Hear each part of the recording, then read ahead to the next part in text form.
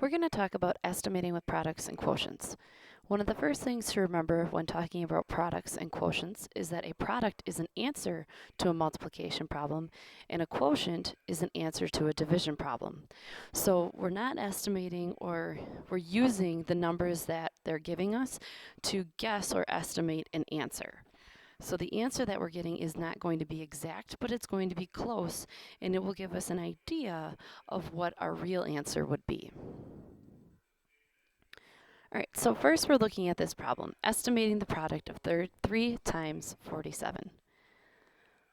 So first we can look at it and know that we're not going to change the 3. The 3 is going to stay the same. What we're going to estimate here is the 47, or what we're going to round is the 47 to find our estimate.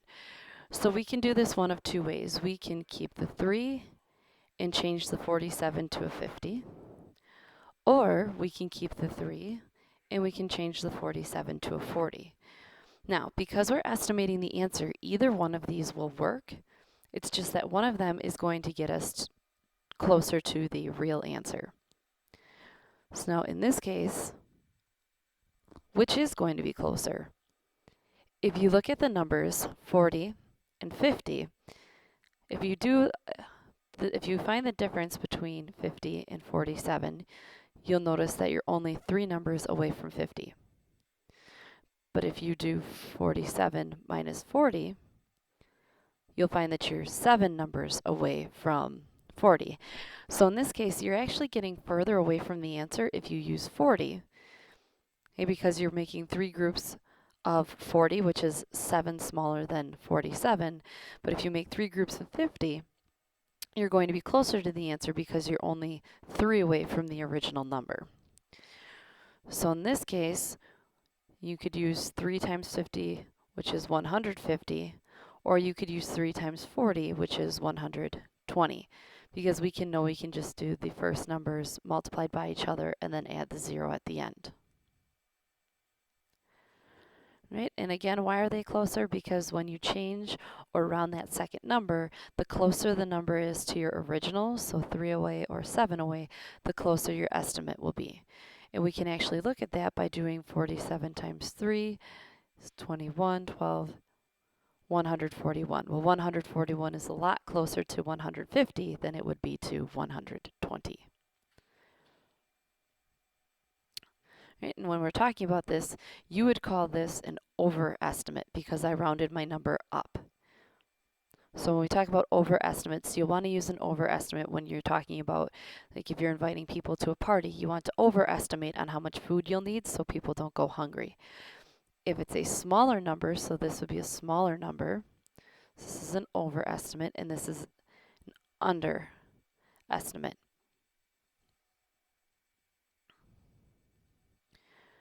All right, so if you'd like to try this one on your own, you're absolutely able to. Otherwise, you can work through this problem with me again as we go through it.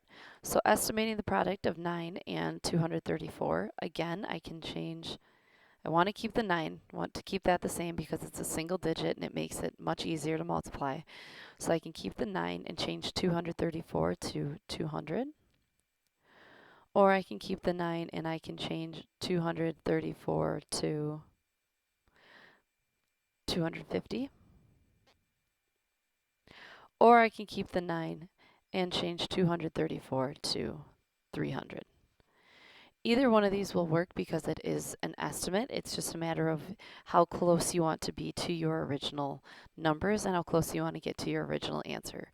So which one is closer? Again, you would just have to find the difference.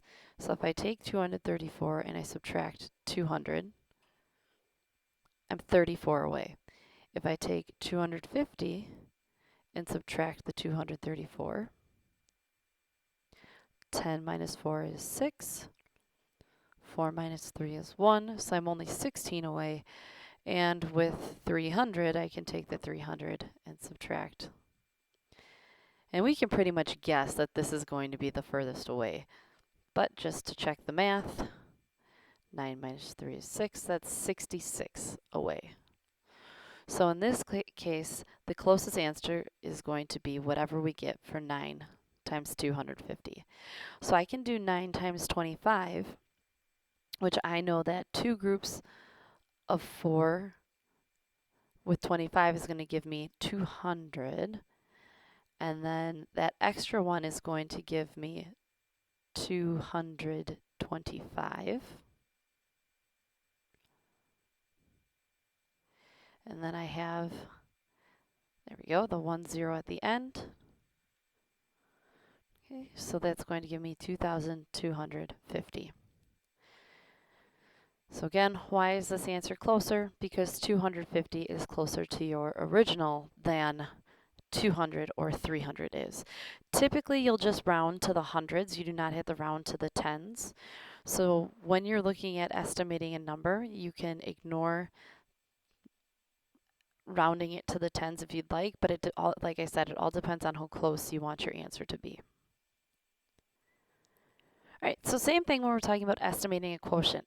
When we estimate a quotient, it's the same idea. You don't want to change what you're dividing by because you want to keep that many in a group. So in this case, we can change the 55 to 60 divided by 10, or we can change it to 50 divided by 10. Now in this case, we can easily see that both of these are going to be 5 away from the original. So in this case, which one's closer? Neither. They're both the same distance away. So both of them are going to give you a pretty accurate guess as to what your answer is going to be, what your real answer would be. And both of them, so this would still be your overestimate, and this would still be your underestimate. So rounding down gives you the underestimate, rounding up gives you the overestimate. So this would give you more than your real answer, and this will give you less than your real answer. So in this case, our estimated quotient is 6, and in this case, our estimated quotient is 5. Right, and we'll try one more. So now with division, it's not about rounding so much when you're working with bigger numbers. It's about finding compatible numbers. And in this case, 50 and 60 were both compatible with 10, so it worked out nicely. But 620 is not compatible with 7. So I need to think of my multiplication facts. I know that 9 times 7 gives me 63. And I know that 8 times 7 gives me 56. So I can change this to 560 because that will be compatible with 7 because it's 56 and the 7. The 0 doesn't matter because remember we can ignore the 0 and divide and then just add that 0 on at the end. So I can change it to 560 divided by 7, or I can change it to 630 divided by 7. Again, even if this was 621, we still want to find those compatible numbers. So we use our multiplication facts to figure out which two numbers or which two multiples are going to be closest to that divisor number. All right, so again, which one is going to be closer? Well, 560 is quite a long ways away from 620, and 630 is only 10 away. So we know that 630 divided by 7, that estimated quotient, is going to be closest to our original or real answer. So in this case, our estimated guess would be, well, 56 divided by 7 equals 8.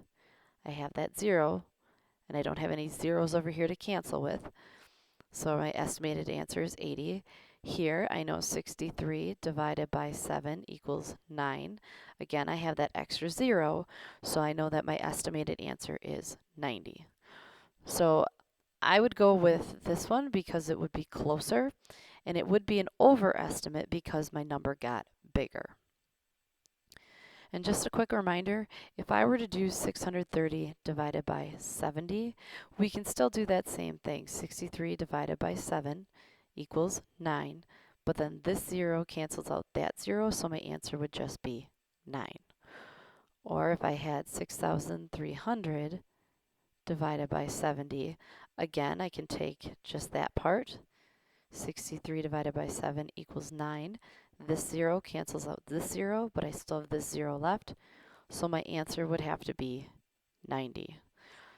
Okay, just in case we were a little stuck on this.